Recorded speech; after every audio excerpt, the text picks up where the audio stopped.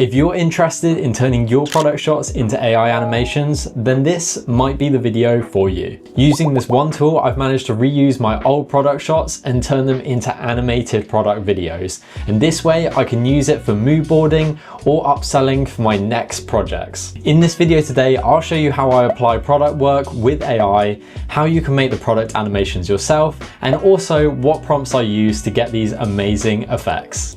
Lots of you probably know about Google VO3, and with AI animation on the rise, there's been loads of applications that use this to create amazing product shots.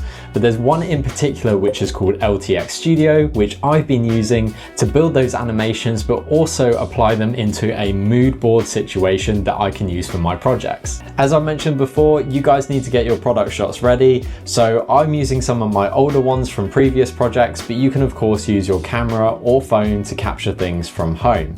But when you're doing those shots, you want to make sure that they're in a landscape format and not portrait, because VO3 and LTX Studio only currently supports landscape shots for those video animations. So once you're on LTX Studio, you can then create a free account which gives you 800 computing seconds and allows you to do image and video generation. Of course, if you enjoy what you're using and enjoy this video, you can sign up to the paid packages with LTX Studio, and that gives you 28,000 computing seconds and allows you to do way more video generations. Now we're set up on the LTX site, I'm going to show you the prompts and process of how I got these animations.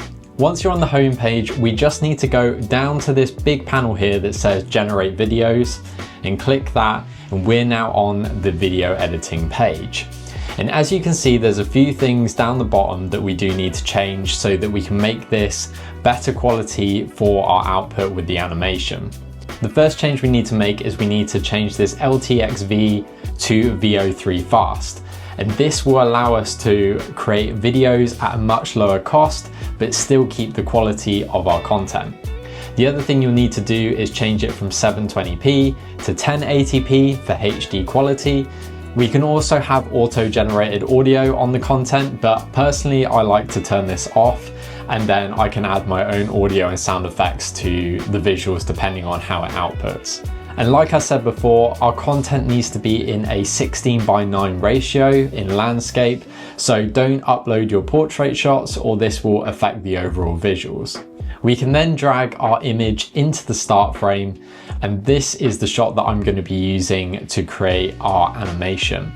We then need to add our prompt into the box. We need to be a little bit descriptive, but we don't need to put loads of context. I'm now going to take you to the page where I've done all of these prompts already, and I'll show you my processes of how I managed to get the results that I wanted.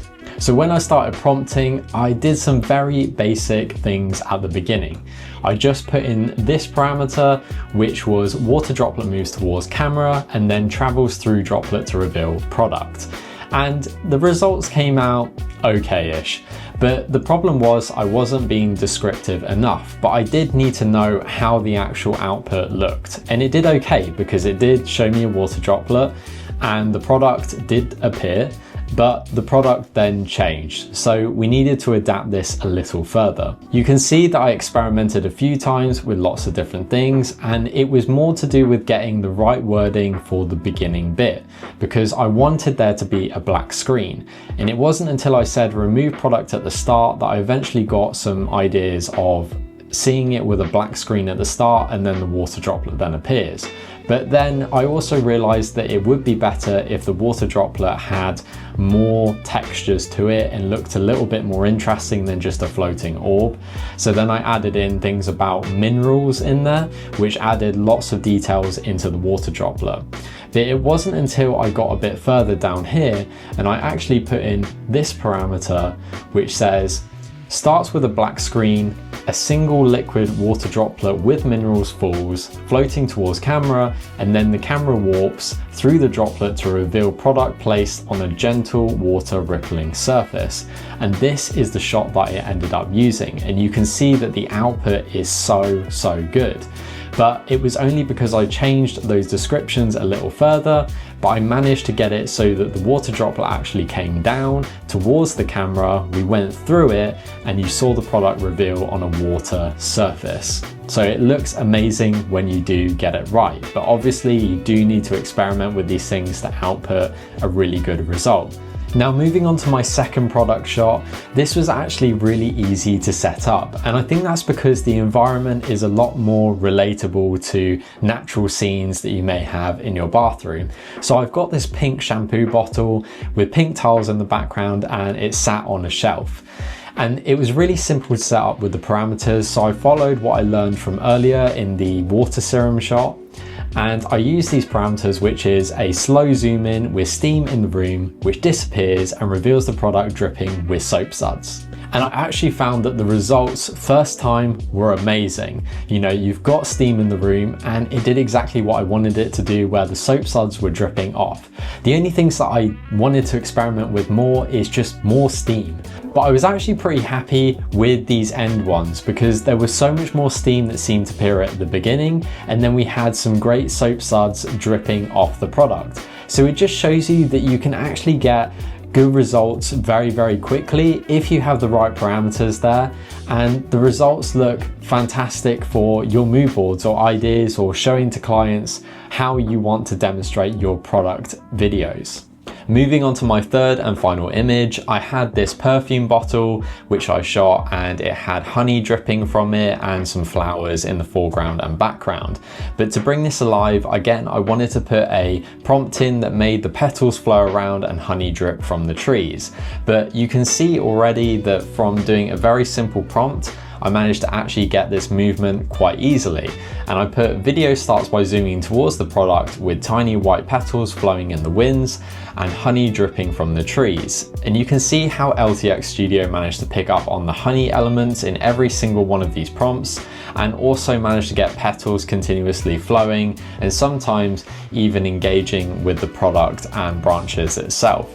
But I think this is fantastic because I can now show this to my client and show what is possible with videography, or just add this to a mood board collection for them to take on board and use for potential ideas for the next shoot that we do.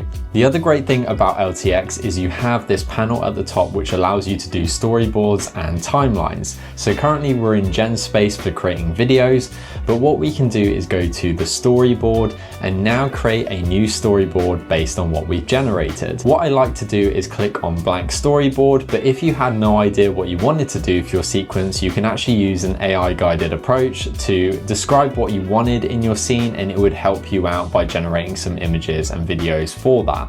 But I go onto the blank storyboard so that then I can add in my GenSpace videos. And to do this, we need to go to edit in GenSpace and then click on the shot here that we like the most. So let's say I like this first shot, I click apply to shot 1, and then I go up to the top and click apply changes. And you can see how this has easily added it in the storyboard. But the other great thing about this is that you can now rearrange these sequences and change which order you want the videos to appear. But what I'm also going to show you is how the timeline function works. So once you're happy with your order, you can click the 3 dots here and go send timeline.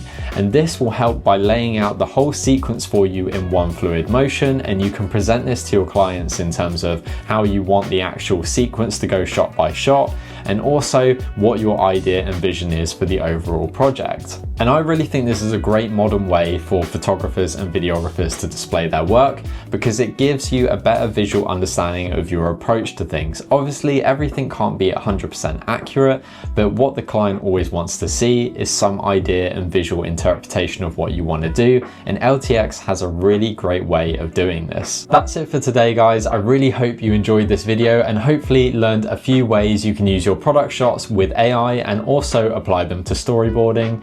Please remember to like and subscribe, and hopefully I'll see you in the next video.